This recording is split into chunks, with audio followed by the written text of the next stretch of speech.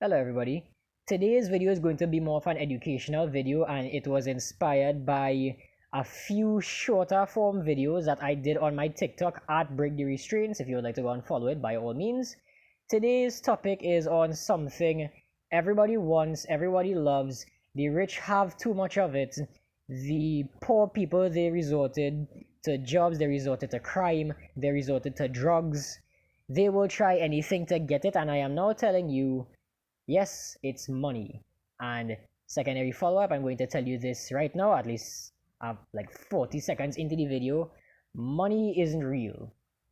Let me explain. Let's take it way back, right? Let's take it way back before money was even invented, and everything was just based on barter. Now, what is barter? Let's say I have an item and you have another item. Let's say I have a turnip and you have a wagon. If I wanted the wagon and you wanted the turnip, we'd exchange that for an equal trade. That is barter. But it only sounds easy because I made it sound easy. Let's say on another example, you have bananas and this excuse me, you have bananas and this other person has a cow. You want the cow, but the other person doesn't want the bananas. It's up to you now to go and find somebody who wants the bananas and also has the item to trade that the person who has the cow wants. It's not as easy as it sounds, because getting that stroke of luck within like a daytime is never really something that occurs very often. So, equal exchange of trade is one thing, and that can go into the realm of, say, a skill set for trade, like say nails made by blacksmiths. Blacksmiths used to just, we know what blacksmiths do. They made swords, armor, weapons, nails, metal, horseshoes, etc. That requires a certain level of skill, and within doing so would require more out of you to get from that. So like say you wanted like 2 nails, you can't just trade 2 turnips for 2 nails because the equal exchange value isn't there. Yes, it takes effort to grow the turnips, but it takes a lot more effort to just slave away at a hot forge with a hammer, just ching, ching, ching, making the nails, right? So if you want 2 nails, you're gonna have to trade like 4 to 6 turnips. I have no idea if that's like the equal exchange rate value. I did not live in that time. It's just an example, but you get what I'm saying. Enter precious, rare occurring natural resources and metals such as gold and silver. We all know that silver is still a traded thing even up to this day. We see it in 25 cents coins. We see it in 25 cents coins majoritively, because I live in Trinidad. That is usually what they are made of, I would assume. And well, copper, but let's not delve too far into that. Let's stick to gold and silver. Now, both of those are quite heavy, as I would imagine. Like just a lump of coal over there, you would have to haul that around. Back in the olden days, and you just have a knife. If you wanted to buy something, you would just lop off 2 pieces, or whatever the price was for the pieces of gold, lop off the pieces, pay it off, and then you would collect your item. That is how currency was back then. But to carry that around and the items that you bought would be quite a big pain, seeing as it's easy to rob you, because you're just like holding all of that there, and everything's just heavy and moving slow. You're lumbering. Anybody could just on the back of your head and take everything. So we need a way to store everything in a more efficient manner, where we would have to just stop lugging around just this big chunk of coal or this heavy ingot of gold or silver, and store it in a way that would make it easier to get the money and like keep it in a safe area. That is how banks came about. Now, what the banks would do is they would take the gold that you wanted to deposit, chop it up into all equal pieces, weigh it, and then it would be like, okay, that is your amount in your account. So say like you have an ingot of gold, the bank would just take it, chop it up into equal pieces, and let me say it worth 100 pieces. You would have 100 in your account. Now, same problem with that. The exact same thing goes with silver too. They would just have it, chop it up, wait, that's in your account, etc. Only problem with that is it's still 100 pieces of gold and silver. It's still quite heavy, all things considered. And that is where the bank came up with the ideology of banknotes, as we know them today, dollars. Now, the thing with banknotes and dollars is when it was tied was. I am saying was specifically because you will soon see why. The reason it was tied to gold is because in today's standard, I'm going to say $1 will equal to 4.25 cents, which is essentially silver. If we still made money from gold today, it would be linked to 2 gold coins, and those 2 gold coins would make $1. So 4 silver, 2 gold, $1. That is essentially what the gold standard was. But somewhere along the line in the 1500s, people, I wouldn't say people, I would like to say the higher ups, they just decided to abolish the standard altogether. Now, without the gold standard to tie back into a form of value and currency, I bet you're now wondering, what is it now tied to? Absolutely nothing, friends.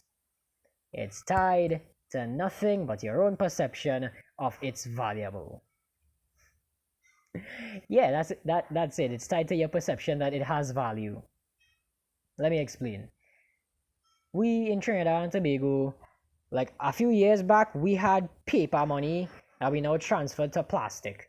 So let's give the example of a paper 100 because it's the most sought after money. Everybody loves a nice $100 in the pocket or something. Even myself, I would love for 100 right now. Let's say I have a paper $100 and a plastic 100.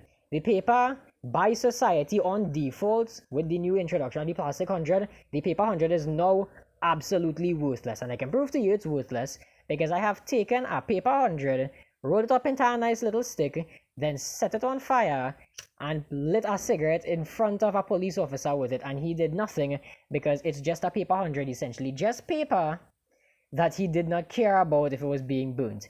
If it was a few years before then, before the plastic 100 came about, I'd have been in prison.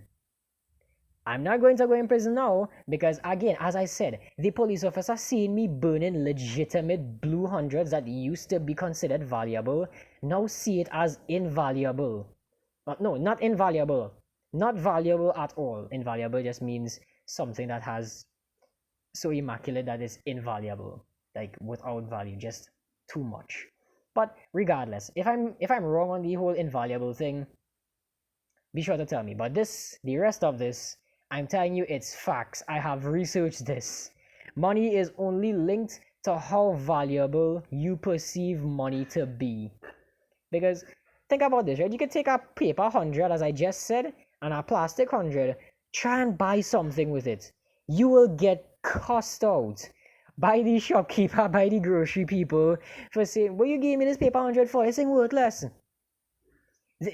It's only linked to how valuable you perceive it. And the government, and it's not like to say it's a rare resource or to say it's like something that takes time to make. No, the government can just take the finger, push one button on a printer within the Federal Reserve, because those are the people that print all the money.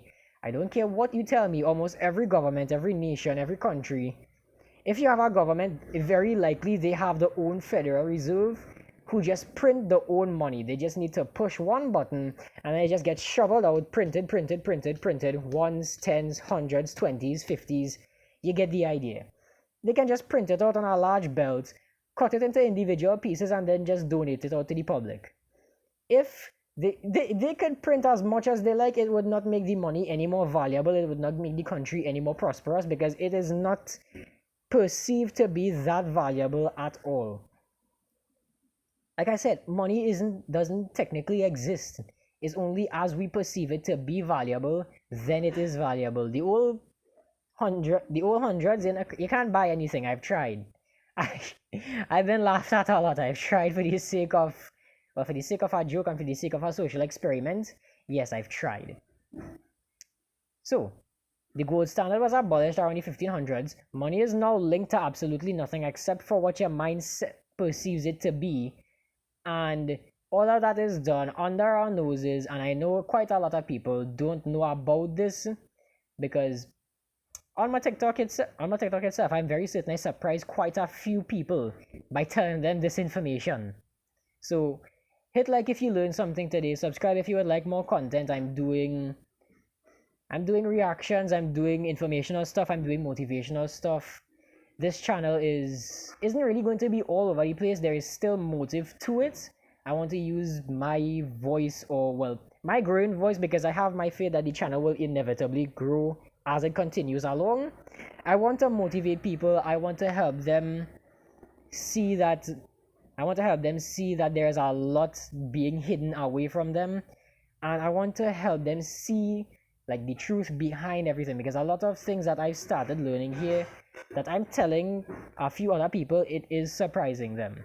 And this doesn't link to just money or any stuff like that. It goes in multiple topics in general.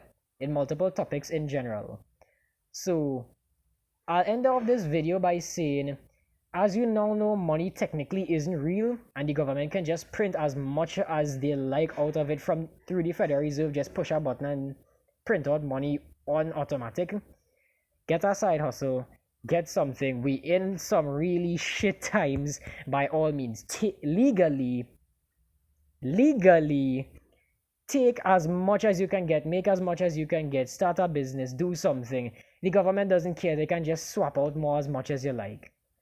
But you can use it to elevate yourself into higher and higher echelons of society. So by all means, take this as your green light to just say, fuck it, let's go make some extra money, because the government can just print out more anyway.